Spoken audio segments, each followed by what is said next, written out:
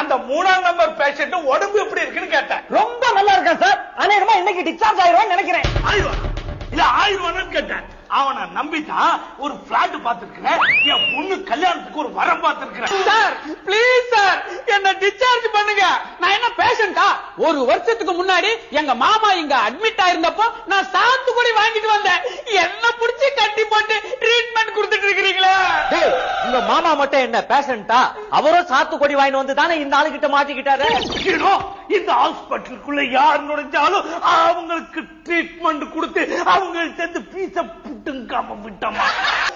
அவன் பொண்டாட்டி போன உன் பொண்டாட்டி என்னடா இவ்வளவு மோசமா இருக்கா? உன் பணத்தை அனுப்பிச்சு வைக்கிறேன்னு சொன்னா அவனை அங்கேயே அடக்கம் பண்ணிட்டு 16வது நாள் காரியமும் பண்ணிடுங்கன்னு சொல்ற. உன் பொண்டாட்டி மாதிரி இல்லடா என் பொண்டாட்டி. எனக்காக உயிரியே கொடுப்பாடா. சார் இவ்வளவு நேரம் போன்ல பேசிட்டு இருந்து உன் பொண்டாட்டி தான் சார். அவன் பொண்டாட்டிக்கு போன போட சொன்னா என் பொண்டாட்டிக்கு என்ன போன போட்டா? சாரி சார், ஏதோ பழக்க தோசத்துல போட்ட சார். பழக்க தோசமா?